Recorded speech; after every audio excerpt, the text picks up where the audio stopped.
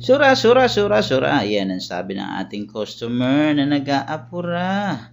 Kaya eto, babanat na tayo ng ating pang-apurahan mabilisang stand bouquet.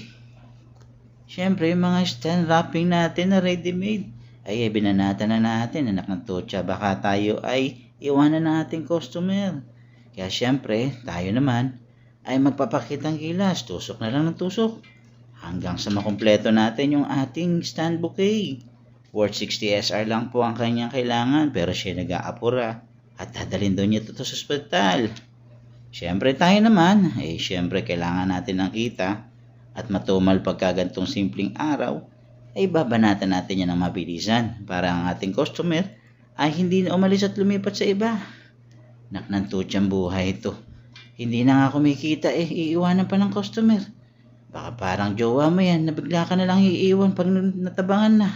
Ay buhay, bakit ganun ang buhay no? Pagka hindi na kailangan na iniiwan. Abay, dapat pala lagi lang tayong focus at laging nakatuon sa ating atensyon sa bawat bagay. Hindi yung ganyan, naku po. Pag di ka na kailangan ay iiwan kang bigla. Parang yan, mga customer na yan. Magaling ka lang pag may kailangan. Pero pag wala nang kailangan ay iiwan kang bigla. Kaya dapat, focus din pag may time. At ibigay natin yung the best natin para hindi tayo iwan. Ay bakit saan ba tayo napunta sa iniiwan? Dapat walang iwanan. Magpapasko pa naman. Dapat tayo laging masaya. Tulad ng ating mga customer na masaya habang sila'y nagpapagawa ng ang kanilang mga stand bouquet. Iyan nga po pala ang ating stand bouquet na ginawa para sa kanya.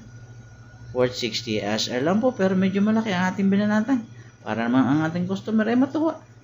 Ayan po, tapos na po natin ang ating stand bouquet, jewelry and baby roses. Yan po ay worth 60 SR para sa kanyang dadalhin sa ospital. I hope na gustuhan niyo po aking mga kabayan ang aking simpleng gawa. Subaybayan niyo po ako sa aking mga susunod pang gagawin. Pagpalain po tayo. At ito po ang inyong abang lingkod, si Angel ng Saudi Arabia, ang simpleng florista. Babush!